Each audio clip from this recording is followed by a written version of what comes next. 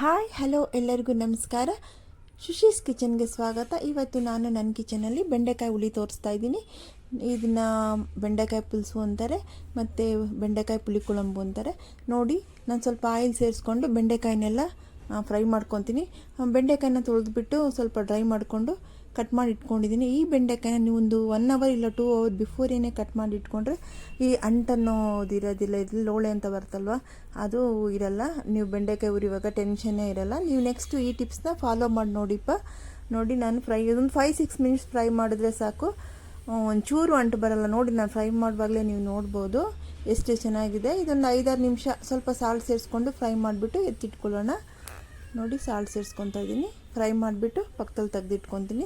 Next ಬಾಣಲಿ ಇಟ್ಬಿಟ್ಟು oil ಹಾಕ್ಕೊಂಡು ಸಾಸಿವೆನೂ ಸ್ವಲ್ಪ ಮೆಂತ್ಯನೂ ಸೇರಿಸ್ಕೊತೀನಿ. ಮತ್ತು 1.5 ಈರುಳ್ಳಿ ಎಷ್ಟು ಕಟ್ ಮಾಡಿ ಇಟ್ಕೊಂಡಿದ್ದೀನಿ ಅದನ್ನು ಸೇರಿಸ್ಕೊಂಡು ಸ್ವಲ್ಪ ಕರಿಬೇವಿನ ಸೊಪ್ಪು ಸೇರಿಸ್ಕೊತೀನಿ. ಒಂದು 15 ಎಸಳು ಬೆಳ್ಳುಳ್ಳಿನೂ ಹಾಕ್ಕೊಂಡು ಚೆನ್ನಾಗಿ ಫ್ರೈ ಮಾಡ್ಕೋಬೇಕು. ಇದನ್ನು ಚೆನ್ನಾಗಿ ಫ್ರೈ ಮಾಡಿದ್ಮೇಲೆ 2 ಟೊಮೆಟೊ ಚಿಕ್ಕದಾಗಿ ಅಂದರೆ ಚಾಪರಲ್ಲಿ ಕಟ್ ಮಾಡಿ ಇಟ್ಕೊಂಡಿದ್ದೀನಿ. ಒಂಥರ ಜ್ಯೂಸಿ ಆಗಿರಬೇಕು ಟೊಮೆಟೊ, ಇದೆಲ್ಲ ಸ್ಮ್ಯಾಶ್ ಆಗಬೇಕು. ನೋಡಿ, ಇವಾಗ ಸೇರಿಸ್ಬಿಟ್ಟು ಅದನ್ನು ಚೆನ್ನಾಗಿ ಮಿಕ್ಸ್ ಕೊಟ್ಬಿಟ್ಟು ಸ್ವಲ್ಪ ಹೊತ್ತು ಬೇಯಿಸ್ಕೊಡೋಣ, ಹಸಿ ಸ್ಮೆಲ್ ಹೋಗೋದು. ನೆಕ್ಸ್ಟು ತೆಂಗಿನಕಾಯಿ ಸ್ವಲ್ಪನ ಮಿಕ್ಸಿನಲ್ಲಿ ಗ್ರೈಂಡ್ ಮಾಡ್ಕೊಂಡು ಹಾಲು ತೆಗೆದಿಟ್ಕೊಂಡಿದ್ದೀನಿ.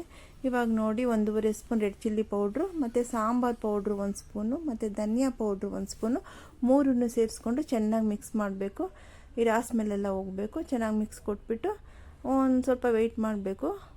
1-2 ನಿಮಿಷ ವೆಯ್ಟ್ ಮಾಡೋಣ. ಈ ರಾ ಸ್ಮೆಲ್ಲೆಲ್ಲ ಆಯಿಲಲ್ಲೇ ಇದಾದರೆ ಚೆನ್ನಾಗಿರುತ್ತೆ. ಮಿಕ್ಸ್ ಆದರೆ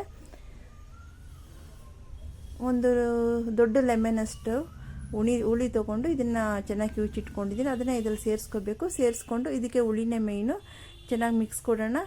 ಇದನ್ನು ಒಂದು 5 ನಿಮಿಷ ಕುದಿಬೇಕು. ಇವಾಗ ಸ್ವಲ್ಪ ಅರಿಶಿನ ಸೇರಿಸ್ಕೊಂಡು ನಮಗೆ ಬೇಕಷ್ಟು ನೀರು, ಸ್ವಲ್ಪ ಗಟ್ಟಿಯಾಗೇ ಇರಬೇಕು. ಇದು 1 ಗ್ಲಾಸಷ್ಟು ನೀರನ್ನ ಇದಕ್ಕೆ ಸೇರಿಸ್ಕೊತಾ ಇದ್ದೀನಿ. ಒಂದು 5 ನಿಮಿಷ ಇದನ್ನು ಕುದಿಯೋಕ್ಕೆ ಬಿಟ್ಬಿಟ್ಟು ನಂತರ ನಾವು ಬೆಂಡೆಕಾಯಿ ಸೇರಿಸ್ಕೊಳ್ಳೋಣ.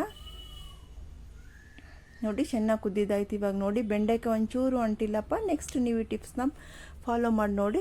ಬೆಂಡೆಕಾಯಿ ಸೇರಿಸ್ಕೊಂಡು ಸಾಲ್ಟ್ ಏನಾದ್ರು ಕಮ್ಮಿ ಇದ್ದರೆ ಈ ಸಮಯದಲ್ಲಿ ನೀವು ಸೇರಿಸ್ಕೊಳ್ಳಿ. ಸಾಲ್ಟ್ ಸೇರಿಸ್ಕೊಂಡು ಕುದಿಯೋಕ್ಕೆ ಬಿಟ್ಬಿಡಿ. ಇಷ್ಟೇ ಪ್ರಾಸೆಸ್ಸು. ಸ್ಟಾಪ್ ಮಾಡಿದ್ರೂ ಸಾಕು. ಇಲ್ಲ ನೀವು ಇನ್ನು ಸ್ವಲ್ಪ ಮುಂದೆ ಅಂದರೆ ಇದು ತೆಂಗಿನಕಾಯಿ ಹಾಲು ಸೇರಿಸ್ಕೋಬೇಕು. ತೆಂಗಿನಕಾಯಿ ಹಾಕಿದ್ರೂ ಪರವಾಗಿಲ್ಲ, ಇಲ್ಲ ಅಂದರೂ ಪರವಾಗಿಲ್ಲ. 1-2 ನಿಮಿಷ ಕುದಿಸ್ಬಿಡಿ. ಒಂಚೂರು ಬೆಲ್ಲ, ಸ್ವಲ್ಪ ಇದು ಕೊತ್ತಂಬರಿ ಸೊಪ್ಪು ಎರಡನ್ನೂ ಸೇರಿಸ್ಕೊಂಡು 1 ನಿಮಿಷ ಕುದ್ದಾದ್ಮೇಲೆ ನಾವು ಡಿಶ್ ಔಟ್ ಮಾಡ್ಕೊಳ್ಳೋಣ. ತುಂಬ ಸಖತ್ತಾಗಿರುತ್ತೆ. ಮಾಡಿ ನೋಡಿಬಿಟ್ಟು ಟೇಸ್ಟ್ ಹೇಗಿತ್ತು ಅಂತ ತಿಳಿಸಿ. ಇದನ್ನು ಸಿಹಿ ಗೆಣಸಲ್ಲಿ ಕೂಡ ಮಾಡ್ಬೋದು. ಬೆಂಡೆಕಾಯಿ ಬದಲಾಗಿ ನಾವು ಸ್ವೀಟ್ ಪೊಟ್ಯಾಟೊ ಯೂಸ್ ಮಾಡ್ಕೊಂಡು ಕೂಡ ಮಾಡ್ಬೋದು. ತುಂಬ ಚೆನ್ನಾಗಿರುತ್ತೆ. ನೀವು ಮಾಡಿ ನೋಡಿಪ್ಪ. Thank you.